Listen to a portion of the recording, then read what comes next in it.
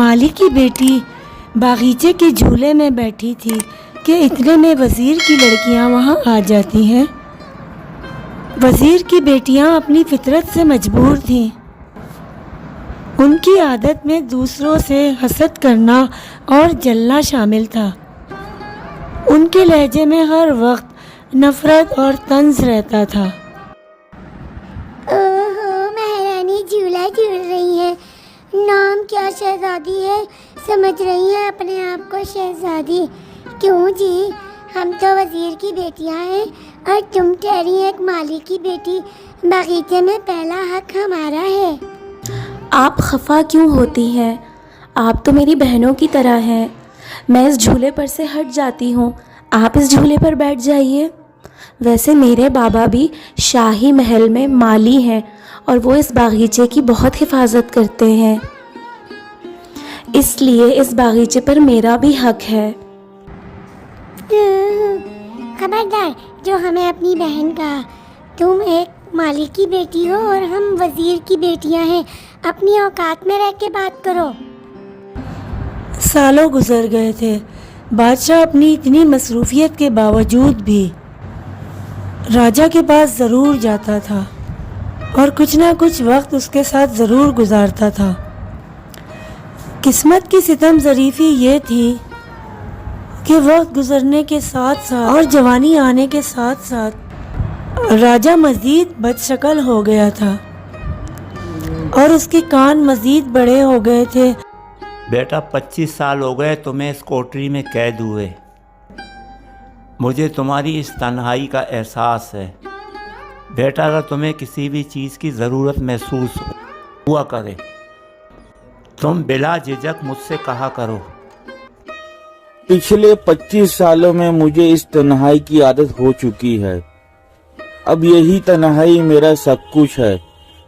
मुझे किसी चीज़ की ज़रूरत नहीं है। आपकी ये बादशाही आपको मुबारक हो। तुम्हारा शिकवा अपनी जगह पर बजा है। काश तुम मेरी मजबूरियों को समझ पाते। वज़ीर राजा अब जवान हो चुका है और वो अपनी छोटी छोटी ज़रूरतें अब मुझसे बयान नहीं करता। तुम जानते हो कि वो मुझसे खफा रहता है। कुछ दिनों से मैं महसूस कर रहा हूँ कि राजा के बाल काफ़ी लंबे हो चुके हैं और तुम मेरी मजबूरी जानते हो कि मैं उसे महल से बाहर नहीं भेज सकता। लिहाजा अब तुम किसी अंजाम का बंदोबस्त करो जो महल में आके खुफिया तरीके से उसके बाल काट दे और इस बात का किसी को इल्म ना हो। आप बेफिक्र हो जाएं बादशाह सलामत। मैं बेहतरीन किस्म का हज्जाम लेकर आऊँगा। वो हज्जाम राजा साहब के बाल काट देगा। शहजादी, कल तुम मिलने नहीं आए, सब खैरियत है ना? हाँ राजा, सब खैरियत है। कल मेरे बाबा की तबीयत ठीक नहीं थी तो इसलिए बस मैं उनके साथ बागीचे चली गई थी उनका हाथ बटाने के लिए। सोचा उनके साथ थोड़ा काम करवा लूँ, बस इसलिए मिलने नहीं आ सकी। बागीचे का मौसम कल बहुत सुहाना था। बहुत प्यारे प्यारे परिंदे थे वहाँ और बहुत खूबसूरत फूल भी। तुम खुश नसीब हो शहजादी, क्योंकि तुम आज़ाद हो। काश मैं भी आज़ाद होता। एक दिन आएगा राजा जब तुम भी खुश नसीब हो जाओगे। तुम्हें भी इस कैद से आज़ादी मिल जाएगी और फिर तुम भी आज़ादी के साथ बाहर घूमा फिरा करोगे। बादशाह के महल के करीब एक छोटा सा गांव था। उस गांव में एक मशहूर हज्जाम था जिसका नाम बब्बन हज्जाम था। बब्बन हज्जाम बड़े पुराने दौर का आदमी था और अपने काम का माहिर था। गांव के छोटे बड़े तकरीबन सारे ही लोग उससे बाल बनवाया करते थे। लेकिन बस बब्बन हज्जाम में एक खराबी थी। अगर उसे कोई राज की बात पता चल जाए तो जब तक इस बात को वो 4 लोगों में फैला ना दे और 4 लोगों को बता ना दे तब तक उसे सुकून नहीं मिलता था। जैसे ही उसे किसी का राज पता चलता उसके पेट में शिद्दत का दर्द शुरू हो जाता और जब तक वो बात किसी को ना बता दे वो दर्द ख़त्म ही नहीं होता था। बादशाह सलामत ने जब अपने वज़ीर को राजा के बाल कटवाने के बारे में बताया और हज्जाम बुलाने के लिए कहा, तो वज़ीर ने फ़ौरन बब्बन हज्जाम को बुलवा लिया।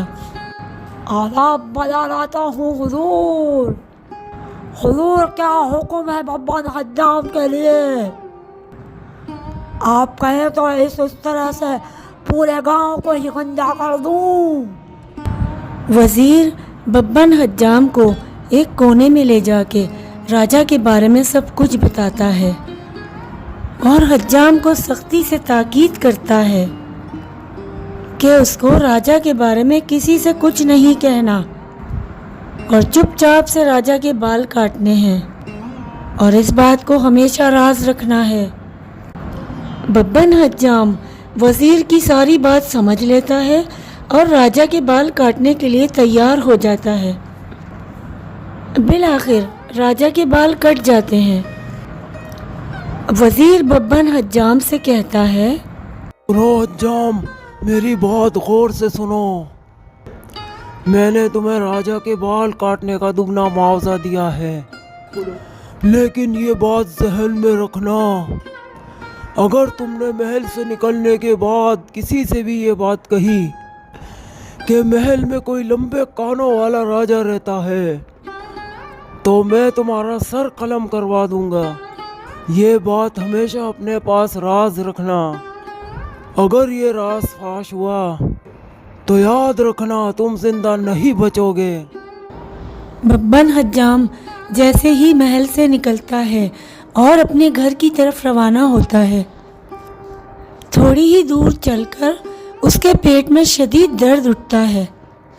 खुदाया, इस पेट दर्द का क्या करूं? कैसे संभालूं इस पेट के दर्द को?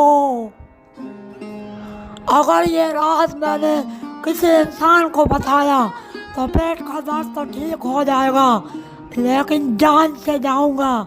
ऐसा करता हूँ, ये एक बहुत ही पुराना दरख्त है, इसको जाकर बताता हूँ, मेरे पेट का दर्द तो हल्का होगा। बब्बन हज्जाम अपने पेट के दर्द से परेशान होकर एक पुराने दरख्त के पास जाता है और उसे अपना सारा राज बता देता है, क्योंकि वो जानता था कि अगर अपना राज वो किसी इंसान से कहेगा तो जान से भी जाएगा और राज भी फाश हो जाएगा। इसीलिए उसने अपना पेट हल्का करने के लिए एक दरख्त का सहारा लिया।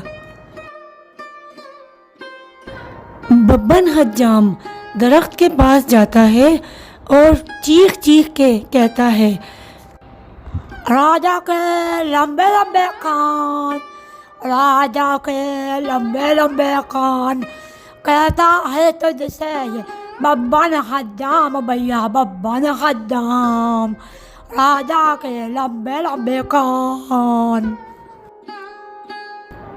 बब्बन हज्जाम बिल आखिर अपना पेट हल्का करके अपने घर की तरफ रवाना होता है और घर जाकर सुकून से सो जाता है। मैंने सुना है कि महल में हर साल मेला लगता है और इस साल भी मेला आने वाला है। पूरा महल और सारे गांव के लोग मेले में आए। क्या तुम भी आओगी मेले में? हाँ राजा, महल में बहुत खूबसूरत मेला लगता है। उस मेले में हर साल बहुत सारे लोग आते हैं। और हाँ, अगर मेरे बाबा मेले में जाएंगे तो मैं भी जाऊंगी।